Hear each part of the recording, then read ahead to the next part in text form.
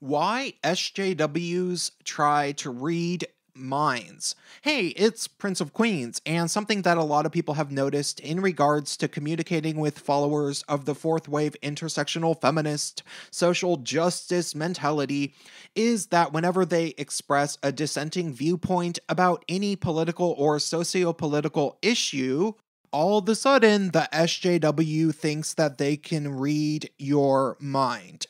The second you start speaking honestly about how immigration is a complicated issue and that there might be some lax policies that could be revised, the SJWs start speaking about how you are a racist, even if you had not actually mentioned a single specific country of immigration, let alone people's skin color. But they know that you're racist. The second you start speaking about the wage gap being an earnings gap between males and females that is mostly based around the career choices that women and men tend to gravitate towards, which has a strong component based in biology, the SJW begins not so subtly asking you why you think women can't work high-paying positions, which you never said. The second you start speaking about how affirmative action and other policies that definitively privilege people based off of their immutable traits, and you say that that is a flawed system that, at the very least, could stand to be revised quite a lot, they seem to know for certain that you are denying that Black people and Native Americans have suffered historically in the United States. Why do they do this? Well, the short answer is the same thing that powers a probable majority of the ways in which social justice warriors treat other people, which is projection. But clearly, I'll have to actually explain how this works. You see, SJWs believe that everybody that isn't an SJW is just somebody that hasn't had the true intersectional nature of reality properly explained to them. But of course, it isn't their job to educate you, so instead they'll just try to shame you, with the hope that maybe you'll start trying to avoid being shamed by reading a bunch of blogs on your own time, and hopefully you'll eat up the propaganda like they did. Because it's not propaganda, it's the truth. These are people that have been shamed so much that they began to internalize the shame and truly believed that it was themselves with the problem, at least long enough to maybe start to identify as non-binary for a few oppression points, or to start claiming to be part Latino or something, even though they are clearly Northern European with blue eyes.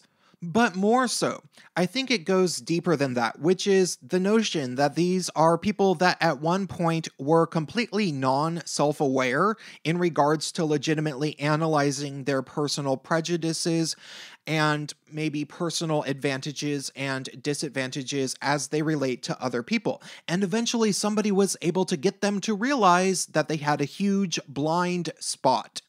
Unfortunately, instead of simply using that act of self-discovery for the simple and open-ended opportunity for personal growth, like anybody responsible would do that was helping somebody learn about themselves, the person that inspired the realization of this blind spot was probably an SJW that used this person's act of personal introspection as a way to manipulate them into following a cult-like ideology.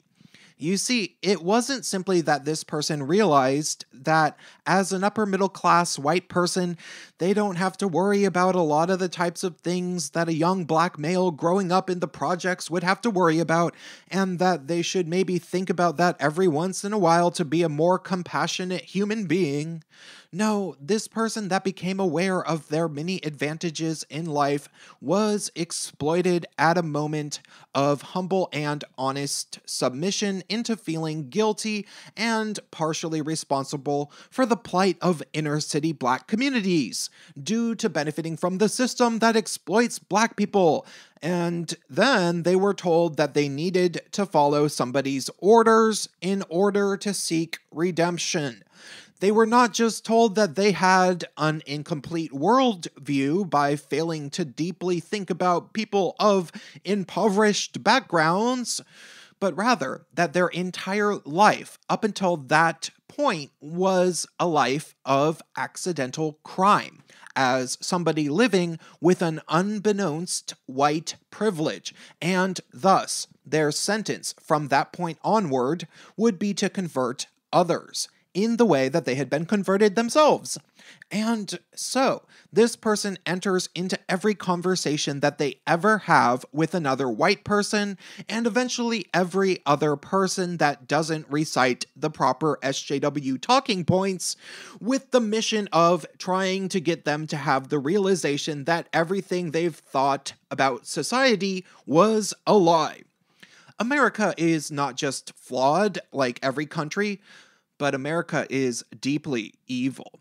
The West is deeply evil. White people are deeply evil. Men are deeply evil. And anybody who disagrees with all of this is just deeply ignorant and holding on to naive prejudices, even if they are black lesbians in wheelchairs. However, the person might not know it yet, so you have to explain it to them, or at least shame them into doing the education for themselves. They can educate themselves on their own time.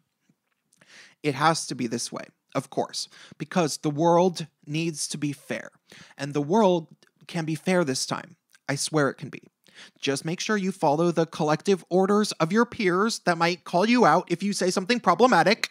And make sure to follow the orders of your superiors in the oppression hierarchy, especially queer black women.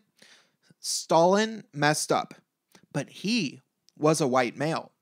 This time, our savior will be a queer or trans woman of color, but we're not quite sure what her name is yet. Apparently, it's not going to be Nikita Oliver. Thank God. If this video spoke to you and gave you some peace of mind, please consider donating to me on Patreon or PayPal.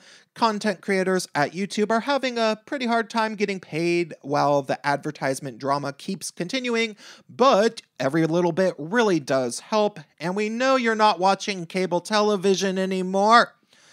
So you can find out how to donate in the description of this video. Thanks a bunch, and stay tuned.